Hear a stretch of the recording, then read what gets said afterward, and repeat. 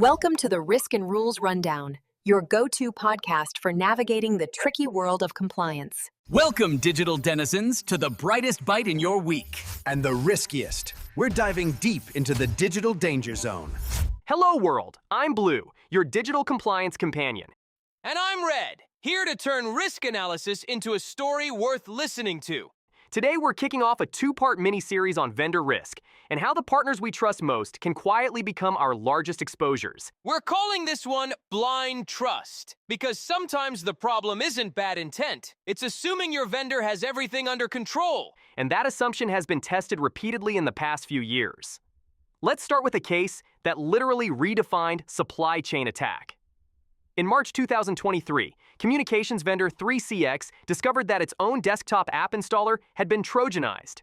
Malicious code inserted right into a signed update. CISA and Palo Alto's Unit 42 confirmed two poisoned libraries that executed shellcode to drop a backdoor. Mandiant later found it wasn't one breach, but two linked supply chain attacks. The first hit a vendor called Trading Technologies, whose library then infected 3CX's build system. So a vendor inside a vendor, like those nesting dolls, but each one runs malware. Precisely, a double supply chain compromise. Customers received signed updates through trusted channels, proving that digital signatures alone don't equal security if your build environment is vulnerable. That's the scary part. The attack rode the update mechanism meant to keep everyone safe. 3CX responded with a 7-step action plan and public post-mortem. But the lesson is clear. When trust is automated, oversight must be continuous. Later that year, identity platform Okta faced its own third-party moment. Attackers used stolen credentials to access Okta's customer support portal, pulling session tokens and support files.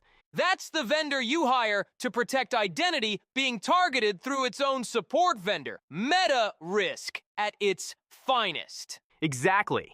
It was a textbook third-party pivot. Threat actors breach a support partner to reach Okta's high-trust environment. Initial impact estimates were about 1% of customers, but the scope widened as forensics progressed. Okta did close the incident and issued a transparent summary, but the delay highlighted a governance gap in escalation and notification.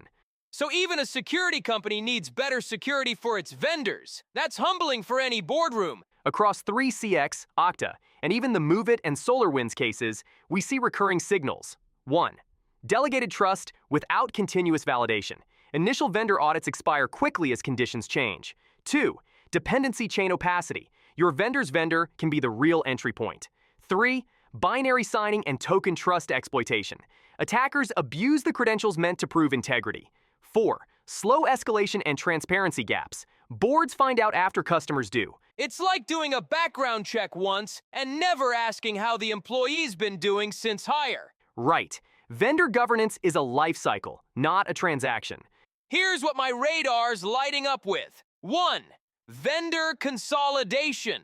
As companies streamline providers, each remaining vendor becomes a single point of failure. 2nd, fourth-party exposure. Those hidden suppliers you've never met are still inside your risk boundary. 3. Silent control degradation. A vendor's security posture can fade over time without any new breach, just neglected maintenance. 4. Over-trusted tooling. Communications, analytics, even HR apps get less scrutiny than core infrastructure until they're the entry point.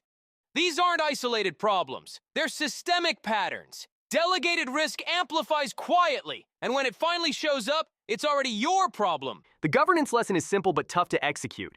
Outsourcing does not transfer accountability. Your vendor ecosystem is an extension of your risk perimeter, and it needs the same discipline, metrics, and board-level visibility as your internal controls. And next episode, we'll swap the radar for the rule book. How to go from trust to verified governance with frameworks that actually work. We'll map the controls and frameworks that make vendor oversight measurable, from ISO 27036 to NIST-SP 800-161 and beyond. The key takeaway is that your vendor network is part of your defense surface. Treat it with the same rigor you apply to your own systems. Or in Red speak, you can delegate the work, but you can't delegate the blame. Spoken like a true risk realist, and that's the Risk and Rules Rundown, where chaos meets control.